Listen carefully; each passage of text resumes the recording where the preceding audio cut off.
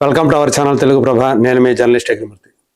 మనశంకర వరప్రసాద్ గారు 12 రోజుల box office run పూర్తి చేసుకొని 13వ రోజు జ్వరం మీద ఉన్నారు. ఈరోజు శనివారం వీకెండ్ అవడంతో కలెక్షన్స్ కూడా బాగా పుంజుకున్నాయని చెప్పేసి మనకి సమాచారం అందుతుంది.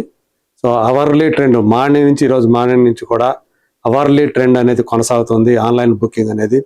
అలాగే నిన్న కూడా గత 24 గంటల్లో ఈ సినిమా ఆన్లైన్లో అంటే బుక్ మై షో కానివ్వండి, డిస్ట్రిక్ట్ యాప్లో కానివ్వండి, మొత్తం కలిపి 1,00,000కు పైగా టికెట్లు సేల్ అయ్యాయని చెప్పేసి మనకి తెలుస్తూ ఉంది.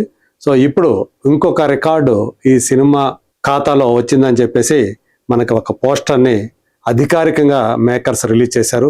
ఒకసారి మనం ఆ పోస్టర్ చూడొచ్చు. ఇక్కడ ఆల్ టైమ్ ఇండస్ట్రీ రికార్డు ఏ విషయంలో అంటే highest share collected regional film in Ceded East Godavari, Nellore. ఈ 3 ఏరియాల్లో ఆంధ్రప్రదేశ్లో ఉన్నటువంటి రాయలసీమ, అలాగే ఈస్ట్ గోదావరి, నెల్లూరు, ఈ 3 ఏరియాల్లో హయ్యెస్ట్ షేర్ని కలెక్ట్ చేసినటువంటి రీజనల్ సినిమాగా ఇప్పుడు ఈ సినిమా రికార్డు సృష్టించింది అని చెప్పేసి ఒక పోస్టర్ మన ముందుకు వచ్చింది.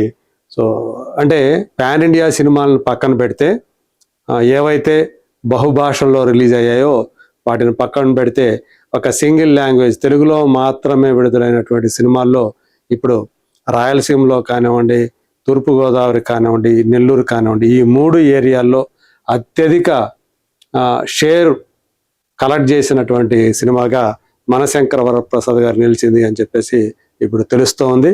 సో ఎంత వసూలు చేసింది ఏంటి అనే విషయాల్ని మళ్ళీ మనం తర్వాత మాట్లాడుకుందాం. ప్రస్తుతానికైతే ఒక రికార్డు, ఈ రికార్డు 3 ఏరియాల్లో ఇలాంటి ఒక రికార్డుని ఆల్రెడీ 12 రోజులకే ఈ సినిమా సాధించినట్లుగా మనకి తెలుస్తూ ఉంది.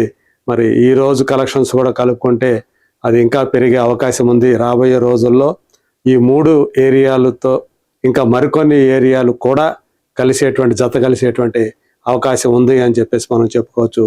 సో అలా మెగాస్టార్ చిరంజీవి బాక్స్ ఆఫీస్ వద్ద తన జోరుని కంటిన్యూ చేస్తున్నారు. మనశంకర వరప్రసాద్ గారి రూపంలో అనిల్ రావుపూడి తోటి ఆయన కాంబినేషన్లో తను చేసినటువంటి మొట్టమొదటి సినిమా ఇది. సో సూపర్ డూపర్ హిట్గా, అలాగే ఇటు మనకి సంబంధించినటువంటి సంక్రాంతి సీజన్లో తమిళ సినిమాకు సంబంధించినటువంటి పొంగల్ సీజన్, ఈ 2 కలిపి అంటే తమిళ తెలుగు సినిమాలన్నిట్లో కూడా మేజర్గా 8 సినిమాలు రిలీజ్ అయితే ఈ 8 సినిమాల్లో కూడా నంబర్ 1 ప్లేస్లో మనశంకర వరప్రసాద్ గారు నిలిచింది అని చెప్పేసి మనం ఇదివరకు కూడా ఒక వీడియో చెప్పుకున్నాం. అలాగే అత్యధిక వసూళ్లు సాధించిన సినిమా కూడా ఇదే.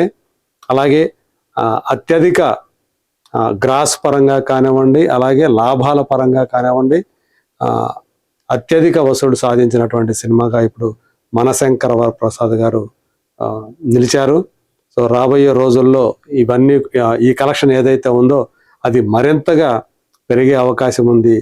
300 కోట్ల రూపాయల గ్రాస్ వైపు ఈ సినిమా పరుగులు పెడుతోంది. ఏది ట్రేడ్ పండితుల అంచనాల ప్రకారం. నేను మేకర్స్ ఇచ్చినటువంటి రికార్డు బ్రేకింగ్ కలెక్షన్స్ ఏదైతే అఫీషియల్ పోస్ట్ ఉందో దాని గురించి నేను మాట్లాడలేదు. ఆల్రెడీ మనకి ఏవైతే ట్రాకింగ్ సైట్స్ ఉన్నాయో, ట్రేడ్ నిపుణులు మనకు అందించే సమాచారం ఏదైతే ఉందో దాని ద్వారానే నేను మీకు ఈ విషయాన్ని చెప్తూ ఉన్నాను. రాబోయే రోజుల్లో 300 కోట్ల రూపాయల గ్రాస్ని సాధించేటువంటి సత్తా ఈ సినిమాకు ఉంది. ఎందుకంటే మార్కెట్లో ప్రస్తుతం దీన్ని ఛాలెంజ్ చేసే సినిమా మరొకటి ఏది కూడా లేదు.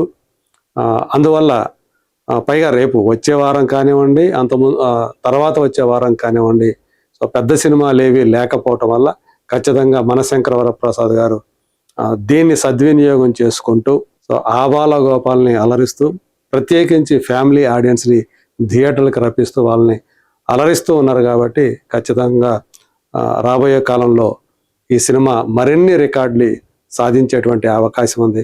ఇప్పటికే యుఎస్ఏలో $5.2 మిలియన్ ఈ సినిమా కేవలం నార్త్ అమెరికాలో వసూలు చేసింది.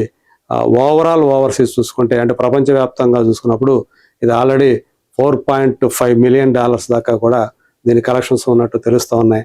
అలాగే టికెట్ల సేల్స్ పరంగా కూడా ఈ సినిమా రీజనల్ సినిమాల్లో అంటే తెలుగుకు సంబంధించి సింగిల్ లాంగ్వేజ్లో రిలీజ్ అయిన సినిమాల్లో రికార్డు సృష్టించినట్టుగా కూడా మనకి స్పష్టంగా తెలుస్తోంది. మరి చూద్దాం మనశంకర వరప్రసాద్ గారు రాబోయే కాలంలో ఇంకెన్ని రికార్డులు బ్రేక్ చేస్తారో. Let us wait and see.